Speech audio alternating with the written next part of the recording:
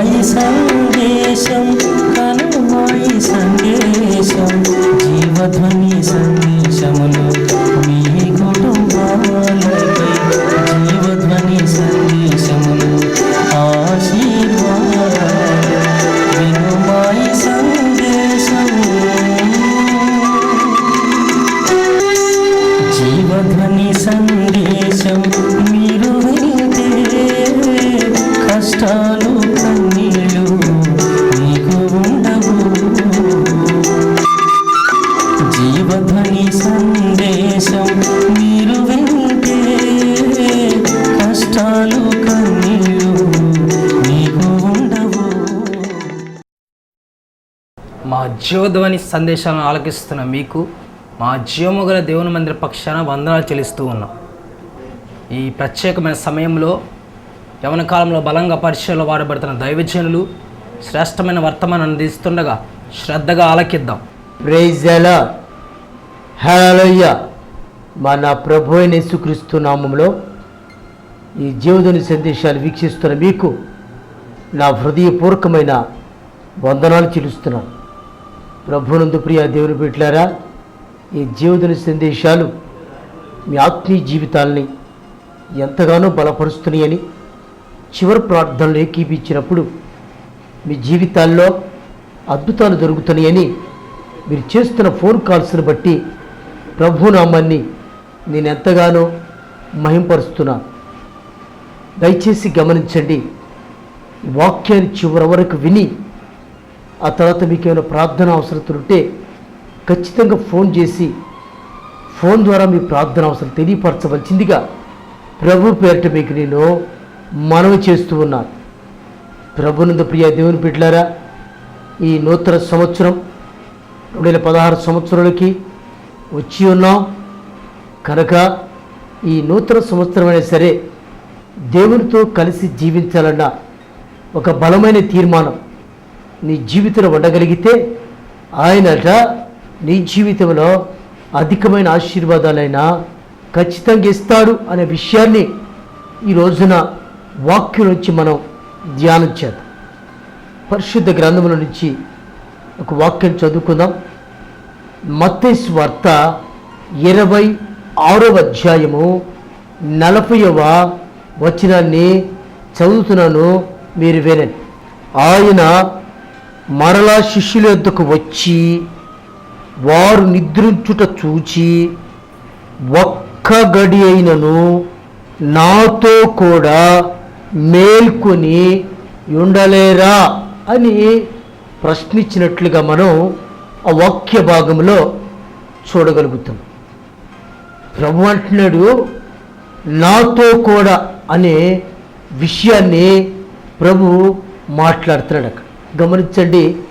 ఈరోజు అంశం ఏంటో తెలుసా? నాతో కూడా. ఎవరన్నారు ఈ మాట? చెప్పండి. ఎవరన్నారు? ప్రభు అయిన యేసుక్రీస్తు అంటున్నాడు నాతో కూడా అని శిష్యులతో మాట్లాడుతున్నాడు. ఈ నూతన సంవత్సరంలో నీవు ఆయనతో కూడా ఉండాలన్న ఒక ఆశ నీలో ఉన్నట్లయితే ఆయన ఆహ్వానిస్తా ఉన్నాడు. నాతో కూడా నువ్వు ఉండగలిగితే ఈ నూతన సంవత్సర దినాల్లో అయినా సరే ఒక తీర్మానం కలిగి ఆయనతో కూడా ఉండాలి అని ఒక ఆశ నీకు ఉన్నట్లయితే ఆ ఖచ్చితంగా ఆశని మీరు తీర్చుకోండి. ఆయనతో కూడా ఉండాలని ఒక తీర్మానం నీ జీవితాన్ని ఖచ్చితంగా దీవెనకరంగా మార్చింది. దేవునికి స్తోత్రం కలుగునుగాక. ప్రభునందు ప్రియ దేవుని బిడ్డలారా, చూసారా? శిష్యులు యేసయ్యతోనే ఉన్నారు కదా, యేసు ప్రభుతోనే పరిచయం చేస్తున్నారు కదా. మరి ఎందుకు ఆ మాట మాట్లాడుతున్నాడంటే ప్రభు అంటున్నాడు ఆ గెత్సెమనే వనంలో ప్రార్థన చేసుకోవడానికి 3 శిష్యులు అంటే పెట్టుకుని వెళ్ళాడు. వాళ్ళెవరు? యాకోబు, యోహాను, పేతురు. వీళ్ళ 3 తీసుకొని వెళ్ళి ప్రార్థన చేయమని చెప్పి ఈయన కొంత దూరం వెళ్ళి ప్రార్థన చేసుకొని తిరిగి వీళ్ళ దగ్గరకు వచ్చాడు. వస్తే వీళ్ళు భారంతో ఉండి నిద్రపోతా ఉన్నారు. అప్పుడు ప్రభు వాళ్ళు పలకరిస్తున్నాడు. ఏమని తెలుసా? పేతురు, మీరు ఒక్క గడి అయినను నాతో కూడా మేలుకొని ఉండలేరా అని మాట్లాడుతున్నాడు. నా ప్రియమైన దేవుని బిడ్డలారా, ఆయనతో కూడా ఉండాలని ఆయన రిక్వెస్ట్ చేస్తున్నాడు. నాతో కూడా ఉండలేరా? ఈ లోకంలో ఎవరెవరితోనూ గంటలు ఉంటున్నావే. వాక్యం వింటున్న ప్రియ సోదరి సహోదరుడా, ఎవరెవరితోనూ ఫోన్లో గంటలు మాట్లాడుతున్నావే. ఆయనతో కూడా ఉండాలన్న ఒక ఆశ నీలో ఎప్పుడు కలగలేదా? వాక్యం వింటున్న ప్రియ సోదరి సహోదరుడా, ఈ నూతన సంవత్సర దినాలలో నా ప్రభు నీతోనే మాట్లాడుతున్నాడు. పాత సంవత్సరం ఎవరెవరితో ఉన్నావో నాకు తెలియదు, కానీ ప్రభు అంటున్నాడు, ఈ నూతన సంవత్సరం బలమైన తీర్మానం కలిగి ఆయనతో కూడా ఉండాలని ఒక తీర్మానం నీలో కలిగినట్లయితే ప్రభు ఆశని నెరవేర్చిన వాడు అవుతావు. ప్రభు ఆశపడుతున్నాడు, నాతో కూడా ఒక్క గడి అయినను మేలుకొని ఉండలేరా? నా ప్రియమైన దేవుని బిడ్డలారా, ఈ దినాల్లో ఎవరెవరితో నీ జీవితాన్ని కొనసాగిస్తూ పనికమైన వాళ్ళతో, ఏమండి శాపగ్రస్తులతో, విగ్రహారాధికులతో గంటలు గడుపుతున్నావే. కానీ నా యేసయ్యతో, నీవు ఆరాధిస్తున్న నీ దేవుడితో ఎప్పుడైనా ఆయనతో కూడా ఉండాలని, ఆయనతో కూడా ఒక గడియంట ఉండాలని, ఆయనతో ఒక రోజు ఉండాలని, ఆయనతో కలిసి జీవించాలన్న ఆలోచన నీకు ఎప్పుడన్నా కలిగిందా? కలగల. కారణం ఏంటి? సాతాను గలిబిలి చేస్తున్నాను నీ జీవితాన్ని. కనుక ఈ నూతన సంవత్సరంలో ఒక తీర్మానం కలిగి ఉండో, యేసయ్యా నీ పాత సంవత్సరం ఎలా ఉన్నా నాకు తెలియదు, కానీ ప్రభువా ఎలా పడితే అలా జీవించాను. అయితే ఈ నూతన సంవత్సరంలో నేను ప్రభువా నీతో కూడా ఉంటాను. హల్లెలూయా, హల్లెలూయా. నా ప్రియమైన సోదరి సహోదరుడా, ఈ రోజున వాక్యం వింటున్నామంటే ప్రభు నీ గురించి ఆశపడుతున్నాడు. అయినా ఏమన్నా తెలుసా? ఆయనతో కూడా నీవు ఉండాలని ఆయన ఆశపడుతున్నాడు. నా ప్రియమైన సోదరి సహోదరుడా, ఈ రోజున దేవుని వాక్యం వింటున్నామంటే ఆ దేవుడు నీకు ఇచ్చిన కృప. ప్రైజ్ ద లార్డ్, హల్లెలూయా. ఈ నూతన సంవత్సర దినాల్లో నువ్వు దేవుని వాక్యాన్ని వింటున్నావంటే, దేవుని మాటలు చెవులు పెడుతున్నావంటే దేవుడు నీతో మాట్లాడుతున్నాడు. ఈ రోజున ఏమిటో తెలుసా? ఆశపడిన ప్రాణాన్నట ఆయన తృప్తిపరుస్తాడట. ఏమిటి ఆశ అంటే, ప్రభు ఈ రోజున నీ పట్ల ఆశ కలిగి ఉన్నాడు. ఏంటో తెలుసా? నాతో కూడా ఇన్విటేషన్. ఆమె ప్రభు ఈ రోజున ఆహ్వానం పంపిస్తున్నాడండి. నాతో కూడా ఒక్క గడి అయినను మేల్కొని ఉండలేవా అంటే శిష్యులతో. నా ప్రియమైన దేవుని బిడ్డలారా, వాక్యం ఏంటంటే మీ జీవితాల్లో ఆయన అధికమైన మేలులు చేయాలని ఆయన ఆశపడతామని. అయితే నీవేమో ఆయన ఆశను తీర్చట్లా, నీ ఆశ తీర్చుకుంటున్నావు. ఎవరైనా కొడితే వాళ్ళ ఆశలు తీరుతున్నావు, కానీ ప్రభు ఆశ తీర్చట్లా. ప్రభు ఆశ ఏమిటండి అంటే ఆయన నీతో కూడా ఉండాలని ఆశపడుతున్నాడు. ఆమేన్, ప్రైజ్ ది లార్డ్. నా ప్రియమైన సోదరి సహోదరుడా, కొంతమంది డబ్బులు నీ దగ్గర ఉన్నాయి అనుకోండి, ధనం నీ దగ్గర ఉంటే అందరు జారుతారు నీ చుట్టూ. ధనం వెళ్ళిపోయిందనుకో, పొర్రపోటుగా నీ దగ్గరికి ఎవరు రారు. ఏమండి, ఆరోగ్యంగా ఉన్నప్పుడు అందరి దగ్గరకు వచ్చి పలకరిస్తూ ఉంటారు. అనారోగ్యం పోలేవనుకో, ఎవరు నీ దగ్గరికి పొరపోటు కూడా రారు. కనుక ప్రభు అంటాడు, నేను నీకు తోడుగా ఉంటా. ఆమేన్, ప్రైజ్ ది లార్డ్. నా ప్రియమైన సోదరి సహోదరుడా, వాక్యాలు వింటున్నావు కదా, ఆయనతో కూడా నువ్వుంటే, నీతో కూడా ఆయన ఉంటే నీ జీవితంలో అపజయమే ఉండదు. హల్లెలూయా.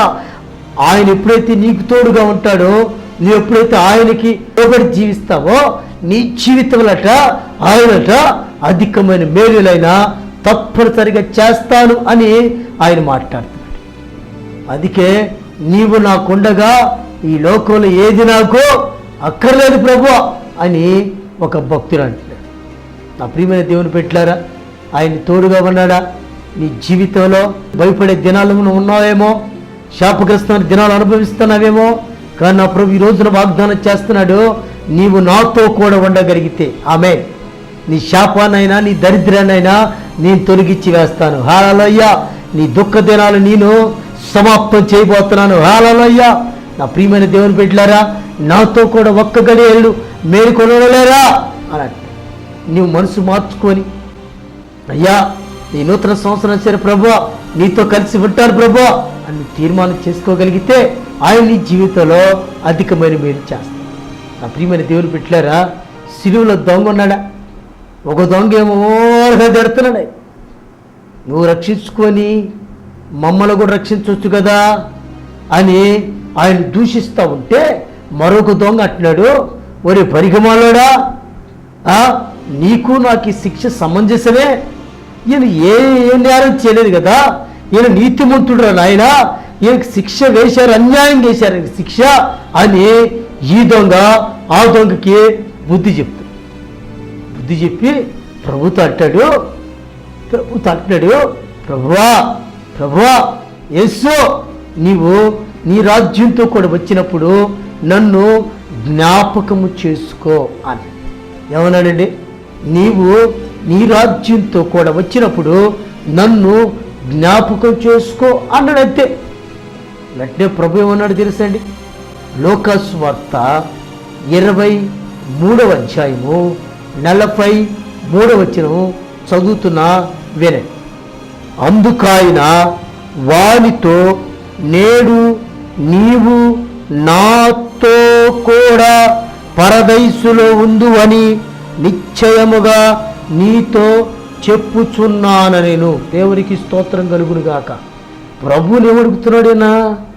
నీవు నీ రాజ్యంతో కూడా వచ్చినప్పుడు నన్ను జ్ఞాపకం చేసుకో ప్రభువా అన్నాడు. అంతే. అయితే ప్రభు ఏమంటాడు తెలుసా? వెంటనే రిజల్ట్ ఏంటి తెలుసా? నిశ్చయముగా. ప్రైజ్ ద లార్డ్, హల్లెలూయా. ఏమంటున్నాడు?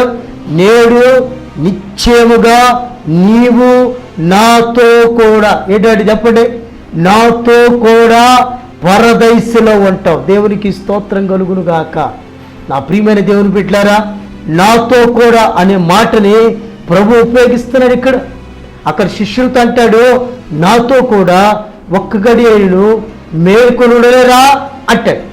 ఇక్కడ శిరువులో దొంగతో ప్రభు అంటాడు, నీవు నాతో కూడా నిశ్చయముగా నేడు పరదైసులో ఉంటావు అని ప్రభు వాగ్దానం ఇస్తున్నాడు. చూసారండి, ఆశపడే ప్రాణాన్ని ఆయన తృప్తిపరచడమే కాదు, కానీ నువ్వు కోరుకునేదాన్ని ఆయన నీకు అనుగ్రహించే దేవుడై ఉన్నాడు. ఆమె ఎప్పుడు నీవు ఆశపడాలి ఆయన మీద. ఈ శిరోధంగా ఆశపడుతున్నాడు. నీవు నీ రాజ్యంతో కూడా వచ్చినప్పుడు నన్ను జ్ఞాపకం చేసుకోయ్యా అనంటే ప్రభు అంటాడు, నేడు నిశ్చయముగా నాతో కూడా. ఆమె ఏమండి? శిలువలో దొంగ కోరికను మన్నించిన దేవుడు నీ కోరికను మన్నించలేడా? ఈ నూతన సంవత్సర దినాల్లో ప్రవేశించిన నీవు ఆయన కోరుకో. ప్రభువా, నేను కూడా నీతో పాటు ఉంటాను ప్రభువా, నా జీవితాన్ని మార్చును ఆయన, నా బ్రతుకును మార్చు ప్రభువా, నా జీవితంలో శాపాన్ని తీసివే ప్రభువా అని నువ్వు ప్రార్థన చేయగలిగితే ఆయన నీతో కూడా ఉండి నీ దుఃఖ దినాలు తీసివేయటమే కాకుండా నీ జీవితాన్ని అక్షరాలు ఆయన ఆశీర్వదించగలిగిన దేవుడు. దేవునికి స్తోత్రం కలుగును గాక. నా ప్రియమైన సోదరి సహోదరుడా, వాక్యాన్ని వింటున్నావు కదా, నీ జీవితంలో ఆయన అధికమైన మేలు చేయాలని ఆయనట ఆశపడుతుంది. కనుక నీవు కూడా ఆశపడగలిగితే నీ కోరికని ఆయన మన్నిస్తాడు, నీ యొక్క జీవితాన్ని దీవిస్తాడు. కనుక ఆయనతో కూడా ఉండాలని నీ ఆశ, ఆయనతో కూడా ఉండాలని నీవు ఆశపడగలిగితే, ప్రభు ఆశపడుతున్నాడు కదా నీతో కూడా ఉండాలని, కనుక అదే ఆశ నువ్వు కూడా కలిగి ఉంటే నిశ్చయముగా ఆయన నీ కోరికను తీరుస్తాడు. దేవునికి స్తోత్రం కలుగును గాక. ఆ ప్రియమైన దేవుని బిడ్డలారా, కష్టం వచ్చినప్పుడే ఆయన నాకు తోడుగా ఉండాలని, బాధలు వచ్చినప్పుడే, అనారోగ్యం వచ్చినప్పుడే నాకు దేవుడు తోడుగా ఉండాలని నువ్వు ప్రార్థన చేయకూడదు. అన్ని వేళలా ఆమె ప్రతి సమయంలో యేసయ్యా నాకు తోడుగా ఉండయా అని నువ్వు ప్రార్థన చేసుకోగలిగితే ఆయనట నీకు తోడుగా ఉంటాడట. దేవునికి స్తోత్రం కలుగునుగాక. నా ప్రియమైన దేవుని బిడ్డలారా, పరిశుద్ధ గ్రంథంలో లూకాసు వార్త 15వ అధ్యాయంలో ఒక ఉపమానం ఉందండి. గొర్రె తప్పిపోయి 100 గొర్రెలు ఉన్నాయట. 100 గొర్రెలు ఒక గొర్రె తప్పిపోతే ఈ గొర్రెల కాపరి వెతుక్కుంటూ వెళ్ళి ఆ గొర్రెని పట్టుకొని ఆయన ఏమంటాడు తెలుసా? ఇదిగో తప్పిపోయిన ఈ గొర్రె నాకు దొరికింది కనుక ఇప్పుడు మీరు నాతో కూడా, ఆమె ప్రైజ్ దాలా ఏమంటాడు చెప్పండి, నాతో కూడా మీరు సంతోషించండి. నా ప్రియమైన సోదరి సహోదరుడా, ఈ రోజున నీవే సంతోషపడుతున్నావు, కానీ ఎవరినైనా నీతో కూడా సంతోషపెట్టేటట్టుంటున్నావా? ఈ రోజున అనేక మంది జీవితాల్లో ఇలానే జరుగుతూ ఉంది. యేసయ్యతో కలిసి సంతోషం లేదు, లోకంతో కలిసి సంతోషంగా ఉంటున్నారు, కానీ లోకంతో కలిసి సంతోషంగా జీవిస్తున్నారు, కానీ యేసయ్యతో కలిసి యేసయ్యతో కూడా సంతోషంగా లేరు. నా ప్రియమైన సోదరి సహోదరుడా, ఒక ఫ్రెండ్ అట ఫోన్ చేసిందట. ఫోన్ చేస్తే ఆ సహోదరు అడుగుతుంది, నీ యొక్క కుమారుడు మొదటి పుట్టినరోజు కదా, ఈ రోజున నాకు పార్టీ ఇప్పిస్తావా అని అడిగితే ఆమె అన్నట, ఎక్కడ కావాలి నీకు పార్టీ అని అంటే 5 స్టార్ హోటల్లో కావాలి. మీ అబ్బాయి పుట్టినరోజు కదా, 5 స్టార్ హోటల్లో కావాలి నాకు అన్నట. సరే రమ్మని ఇద్దరు కలిసి 5 స్టార్ హోటల్కి వెళ్ళిపోయి రకరకాల ఆమెకి ఇష్టమన్నీ ఆర్డర్ ఇచ్చుకొని శుభ్రంగా తిట్టడం మొదలుపెట్టేటప్పుడు వీళ్ళిద్దరికి తెలిసిన ఒక ఫ్రెండ్ అక్కడ వాళ్ళకి కనపడి వీళ్ళిద్దరిని అడుగుతుంది, ఏంటి మీ ఇద్దరు ఈ 5 స్టార్ హోటల్కి వచ్చి విలువైన ఆహార పదార్థాలు ఆర్డర్ ఇచ్చి తింటారు ఏంటి కదా అని అడిగిందట. అడిగితే ఈ పార్టీ ఇచ్చే మనిషి ఉందే, ఈ సహోదరి చెప్తుంది, అదే నా కొడుకు మొదటి పుట్టినరోజు కనుక నా ఫ్రెండ్ పార్టీ అడిగింది, అందుకే మీకు పార్టీ ఇస్తున్నాను సంతోషంగా అన్నట్టు. అప్పుడు ఆమె అడిగిందట, అదంతా బాగానే ఉంది, పుట్టినరోజు జరుపుకుని నీ కొడుకు ఎక్కడా అని అడిగిందట. అడిగితే ఆమె తల్లి అంటుంది, ఏమంటుంది తెలుసా, వామ్మో వాడా ఇంట్లో వదిలిపెట్టా, ఎందుకని అని అడిగితే, వాడు మాతో పాటు ఉంటే మాతో కూడా ఉంటే అన్నం తినేస్తాడా, మమ్మల్ని మాకు ఇష్టమైన ఆహార పదార్థాలు తినేస్తాడా, అందుకే వాళ్ళు ఇంట్లో పడేసి వచ్చి మేము శుభ్రంగా తింటున్నాం. అట్లా ఆ ప్రియమైన దేవుని బిడ్డారా, చూసారా, పుట్టినరోజు కొడుకు పుట్టినరోజు కానీ వాడు వస్తేనట వీళ్ళ తెలియడట. ఈనాడు క్రైస్తవులు ఎలా ఉన్నారంటే ఈ క్రిస్మస్ వేడుకలు కూడా ఎలా జరుపుకుంటున్నారంటే, ఏమంటే క్రీస్తు లేకుండా జరుపుకుంటున్నారు, ఆయన లేకుండానే. నా ప్రియమైన సోదరి సహోదరుడా, ఆయన నీతో కూడా ఉంటే, హల్లెలూయా, ఆయన నీతో కూడా ఉంటే నీ జీవితం అక్షరాల దీవించబడింది. అందుకే ప్రభు అంటాడు, నాతో కూడా నీవు ఎక్కడుంటే చెప్పాలా, పరదైసులో ఉంటావు. దేవునికి స్తోత్రం కలుగును గాక. నా ప్రియమైన సోదరి సహోదరుడా, వాక్యాలు ఉంటే నీ జీవితంలో అధికమైన మేలు సంపాదించుకోవాలనుకుంటున్నావా, అయితే ప్రభు అంటాడు, నాతో కూడా ఉండగలిగితే నీ జీవితాన్ని నిశ్చయముగా నేను దీవిస్తాను. దేవునికి స్తోత్రం చెప్పండి, అందరూ అందరూ చెప్పాలా, హల్లెలూయా హల్లెలూయా. నా ప్రియమైన దేవుని బిడ్డలారా, అందుకే ఆ గొర్రె తప్పిపోతే, ఆ గొర్రె దొరికితే ఈ గొర్రెలు కాపురు అంటాడు, నాతో కూడా సంతోషించండి. ఆమె ప్రైజ్ ద లార్డ్. మరొక లేఖన భాగం చదువుకున్నా, ప్రభు ఏం ఆశపడుతున్నాడో ఆ వాక్యం చదువుకున్నాం. యోహాను సువార్త 17వ అధ్యాయము 24వ వచనం చదువుతున్నా, వినండి.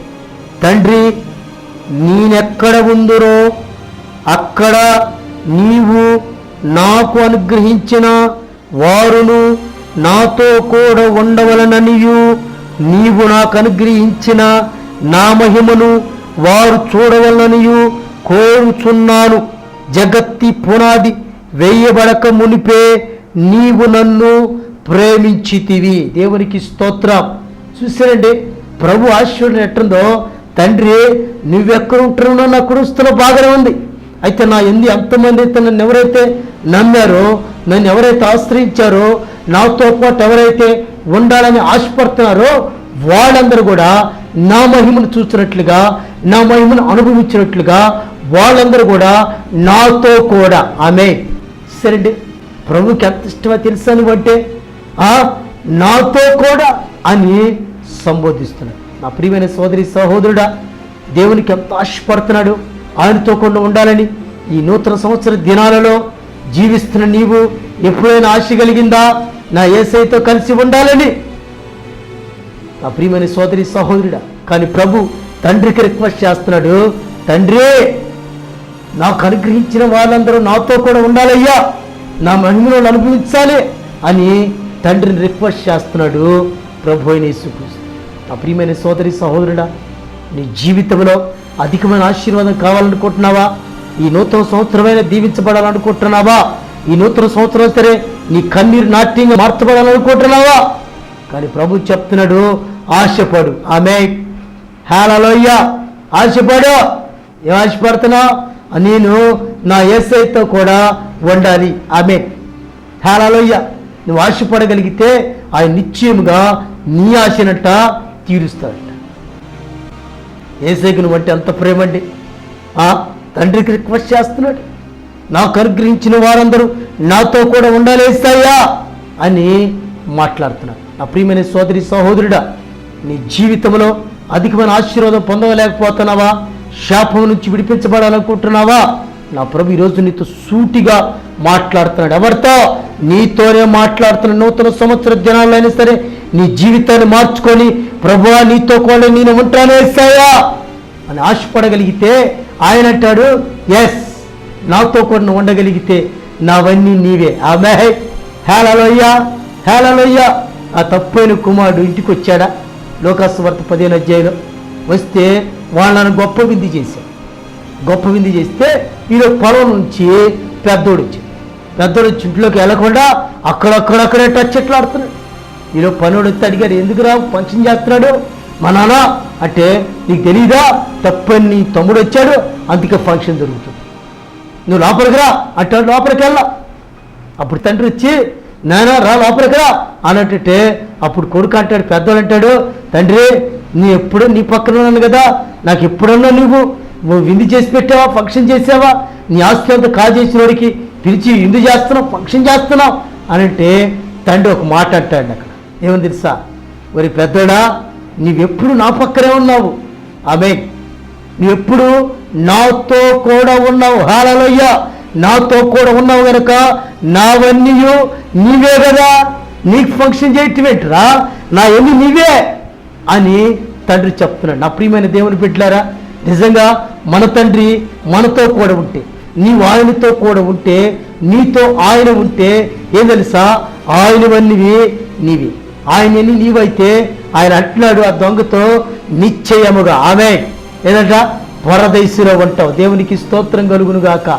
నా ప్రియమైన సోదరి సహోదరుడా, వాక్యాన్ని వింటున్న నీ జీవితంలో ఆయనతో కూడా ఉండాలని ఒక ప్రగాఢమైన విశ్వాసంతో, నమ్మకంతో, తీర్మానం కలిగి ఆయనతో కూడా ఉండాలని నువ్వు తీర్మానం చేసుకోగలిగితే నిశ్చయముగా నీతో పాటు ఉండి ఆయనవన్నీ నీవు అనుభవించేటట్లు చేస్తాడు. ఆమేన్. ఏంది అనుభవించేది? ఆశీర్వాదాలు. హల్లెలూయా. సంతోషము. హల్లెలూయా. ఆనందము. హల్లెలూయా. నా ప్రియమైన సోదరి సహోదరుడా, వాక్యాన్ని వింటున్నావు కదా, ఆయనతో కూడా ఉండాలన్న ఒక ఆశ నీ జీవితాన్ని మార్చేసి మిగతా విషయాలు రేపటి రోజున ధ్యానం చేసుకున్నావు. నా ప్రియమైన దేవుని బిడ్డలారా, నీతో కూడా ఉంటాను ప్రభు అని తీర్మానం చేసుకో.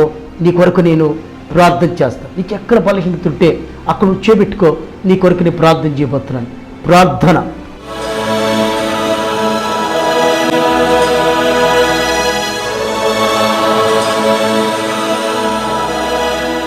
పరమగల మా తండ్రి, పరిశుద్ధుడా, నీ ఘనమైన పాదాలకై నీకు వందనాలు చెల్లిస్తున్నాం. ఈ అపారమైన కృపచేతనైనా ఈ నూతన సంవత్సర దినాలలో నాయన నాతో కూడా ఉండమన్న మీ ఆశని మీ నెరవేర్చడానికి ప్రభువా, మేము కూడా నీతో పాటు మాతో నీవు కూడా ప్రభువా, మా యొక్క దుఃఖ దినాలు సమాప్తం చేసి మీ యొక్క ఆశీర్వాదాలు పొందుకోవడానికి నీ పెరిపెట్ల కృపగా ఇచ్చామని ప్రార్థన చేస్తున్నాం. ఎంతమంది అయితే ప్రభువా తీర్మానం చేసుకున్నారో వాళ్ళ జీవితాల్లో దుఃఖ దినాలు సమాప్తం చేసి వారి జీవితాలు మీరు ఆశీర్వదించమని ప్రార్థన చేస్తున్నాం. ఎంతమంది అయితే బలహీనతను మీరు చేపెట్టుకున్నారు ప్రభువా, ఆ బలహీనత ఇప్పుడే